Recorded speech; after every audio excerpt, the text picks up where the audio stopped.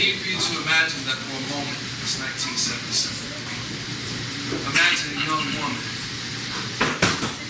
is beautiful. Now imagine a young man, 17 years old, the essence of youth. The world is his for the taking, and so is she. Their bodies are ready, but their brains are not. But that doesn't stop them from doing what the preacher the previous Sunday told them was a sin. But the God's counsel said it was okay as long as they used a condom. And even though the bruised knees and the look on her face would heal from that night, they couldn't erase the future that they wrote together. His pen, her pad, and the colors turn out to be blue.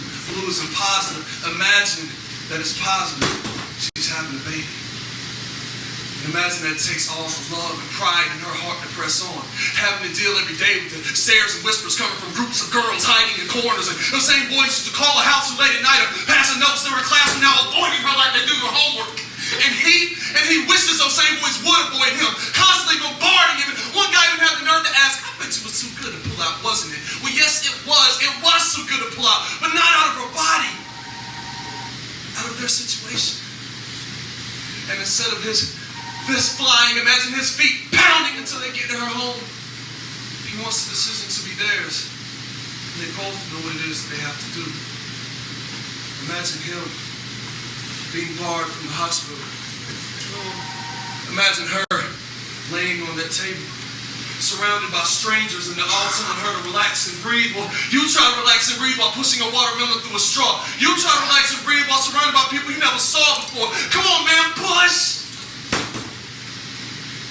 And imagine it's over. Imagine a baby boy. Imagine the doctor taking the infant and walking away. That was the agreement that she had signed earlier, but that was before today. Today is his birthday.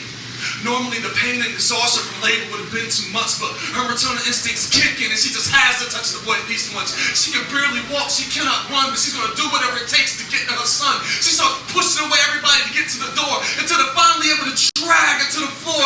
And imagine her crying out, no, please, please don't take my son.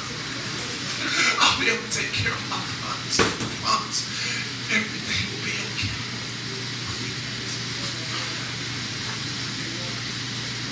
The last time that I saw my mother, she was crying. And every night that she visits me in my imagination, I tend to do the same. But the one thing that I don't have to imagine is that my mother, my father,